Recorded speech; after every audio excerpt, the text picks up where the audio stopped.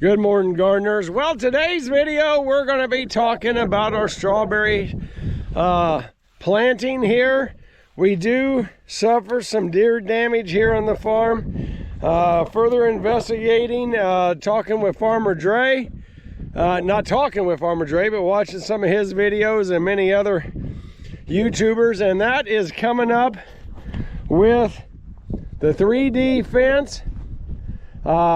Here at our location, we're hoping we won't really have much pressure on the deer, but we have had them certainly come up here and feed in this area.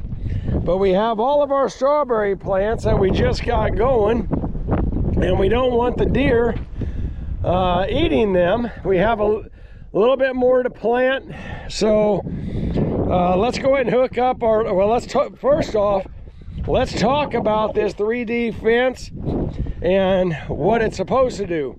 So, basically, on the 3D fence, what you're doing is dealing with the deer's inability to determine distance with accuracy, and with them taking a jump over a fence, which they can easily do, they turn right around, but they look at the second fence. And in this case, we staggered them 4 foot away from each other. The idea being is that a deer will not want to take a chance of hurting itself or failure to make it. So by having the 2 strips, it has 2 issues that confront the deer.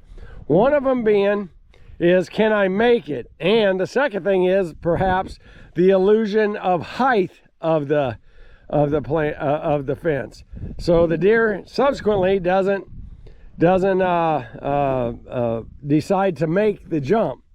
All right. So why not use regular high tensile electric fence? And why electric?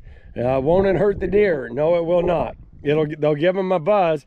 So the way an electric fence works, and I'm using an American Farm Worker 18 mile 0.25 joules shock, and the way it works is that fence itself actually pulses a little 0.25 joules through the electric fence, and then it stops. So it pulses on, pulses off.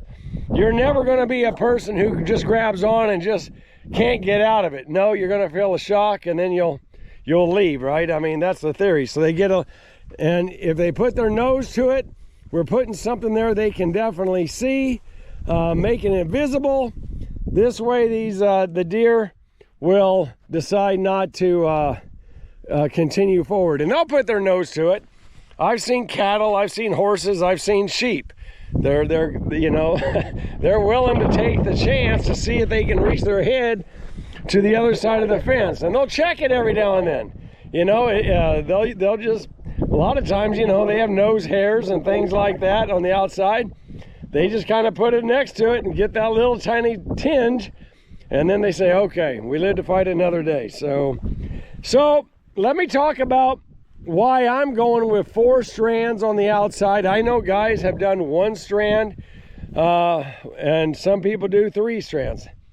Let me tell you at least my own thinking. Delia, would you hold this right there?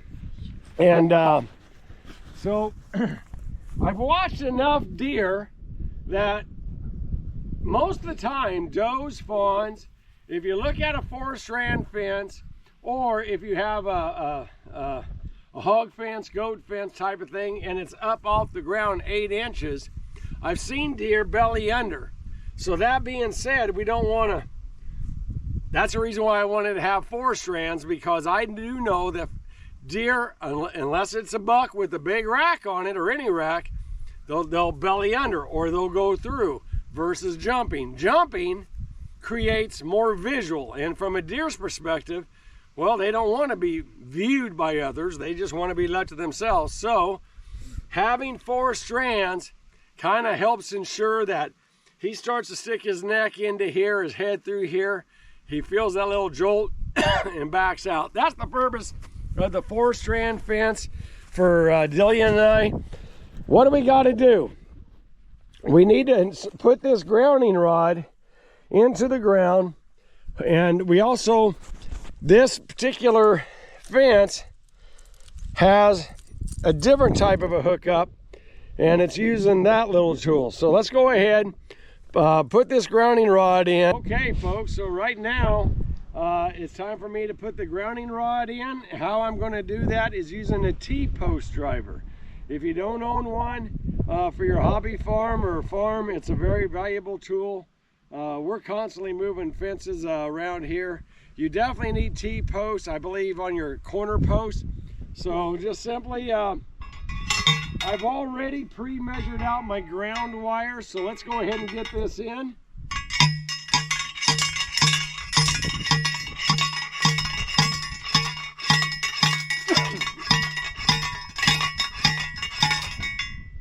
I think that'll do it for now. If I don't have enough, if I'm not getting electricity to this, I may have to go deeper. I may have to add a second or third grounding rod.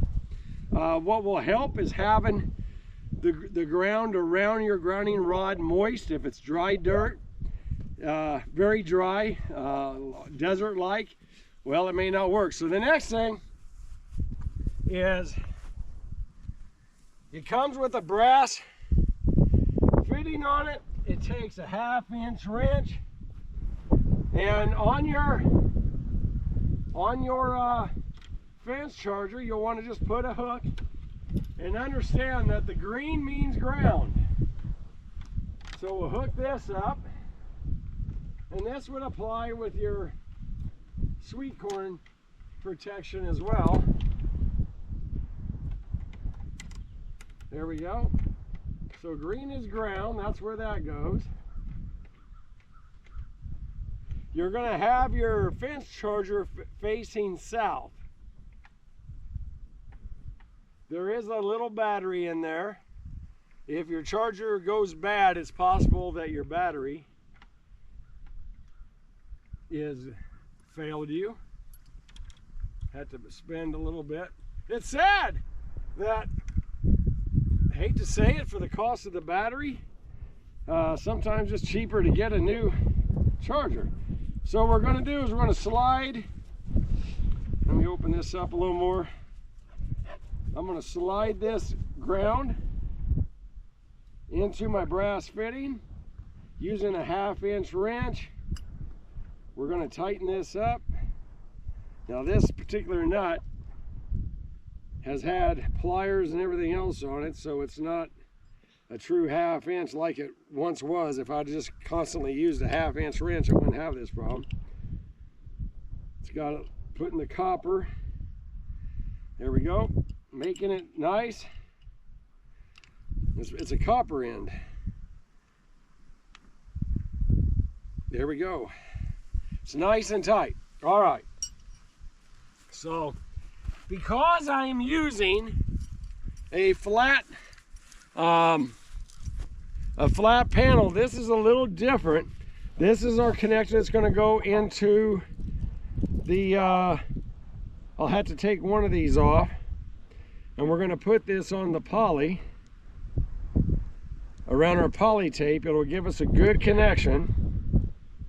Now, because the way we did this, we serpentined up and down the pole every time we made a lap around here. So I do not need to have a connection from here to here to here to here, because it's one solid poly tape. Let me go and put this on. I'll loosen this other bolt up a little bit.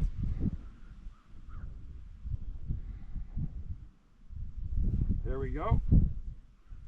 So we just simply insert that over our poly, put our nut back on, tighten everything up nice and tight.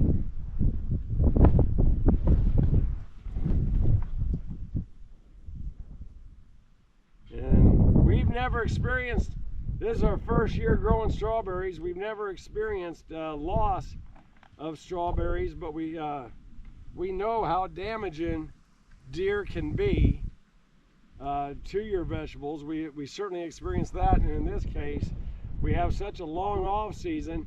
Right now, there's a lot of corn in the fields. Right now, there's a lot of still green grasses and different foods, and the mass crop is now starting to drop. So there's a lot to keep the deer busy, but what's going to happen when we get into December and January, when everything else, we're going to plant some ryegrass in here.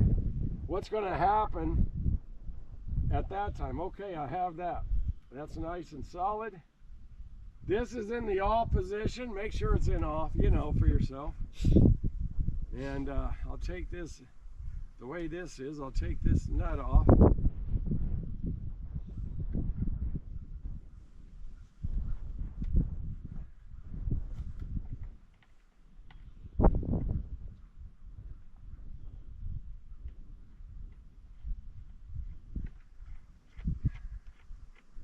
Tighten it up.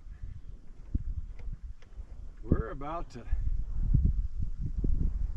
think we're about ready to turn it on and check it. So for now, there's some things there that you need to understand with this, is that if you're using steel T-post on the end, before we add another ground rod or anything like that, the first thing I'm going to do is make sure I'm not grounding out, because if this touches the metal T-post on the corner, well, what'll that's how Maddie's jumping up and down here telling Mom it's time to go back in the house. But what it'll do is it'll ground it out, so you're not going to get the deer will eventually figure that out, and the way they're inside the fence, that's the potential. So we have our fence electrified now, and there's another way of checking if everything is in operation on this particular model. Is you hold this, and a flashing light will tell you that your battery is charged, and in there it's also telling you that the fence is operating as it should be. It says the fence is okay. So we have two ways to check. We can use our grounding rod to check our fence and with our electric fence tester, or we can turn around and also check the unit itself. It doesn't hurt to periodically come out here and test it. Now for Delia and I, for us to travel, Delia come around here, for Delia and I to go in and out to do some functional work, we're so close to the building, we really don't think it's going to be a real issue with the deer coming right next to the building, but we are going to go ahead and just put a dummy strap from here to over here, something there to keep them honest. The same thing on the other end. Like a bungee cord? Huh? Like a bungee cord? Like a bungee cord, stuff like that. It's just something there to give them the impression that we're still hot and for them to not come in. But I doubt we're going to have much issue coming into here. But I do think we have our strawberries safe from deer. Fingers crossed. And if you like this type of footage, please hit that like button and that subscribe, and come grow with us.